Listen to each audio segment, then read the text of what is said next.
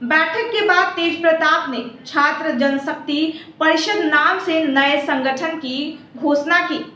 पूर्व स्वास्थ्य मंत्री ने कहा कि उन्हें नए संगठन के लिए पिता लालू यादव का आशीर्वाद है।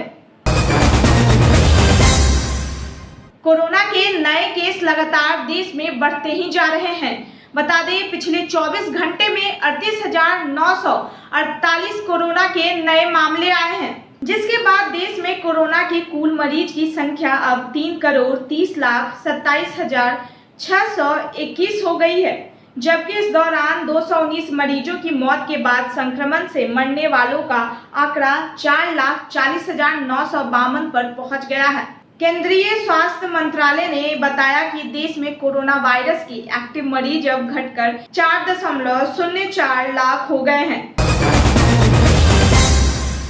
कई राज्यों में फिर से भारी बारिश की संभावना है। बता दें, मौसम विभाग के मुताबिक 7 से 9 सितंबर तक उत्तर पश्चिमी भारत के कई राज्यों में भारी बारिश की संभावनाएं हैं। बता दें, हिमाचल प्रदेश, उत्तराखंड, उत्तरी पंजाब, जम्मू कश्मीर, राजस्थान में आंधी तूफान के साथ भारी बारिश की आशंका है। वहीं दक्षिण भारत के 3 राज्यों में भी 3 दिन तक भारी बारिश का पूर्वानुमान लगाया गया है। इस राज्य में कर्नाटक, केरल और तमिलनाडु का नाम भी शामिल है।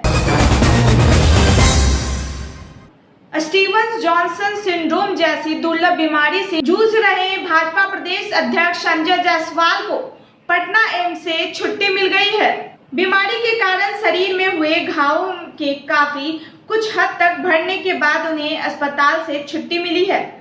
अब वो अपने बेतिया स्थित घर पर स्वास्थ्य लाभ ले रहे हैं और पार्टी की बैठकों में ऑनलाइन शामिल हो रहे हैं। ऐसे ही लेटेस्ट अपडेट के लिए बने रहिए विमर्श न्यूज के साथ। अगर आपने हमारा YouTube चैनल अब तक सब्सक्राइब नहीं किया है तो जल्द सब्सक्राइब करें और बेल आइकन को दबाना ना भूलें।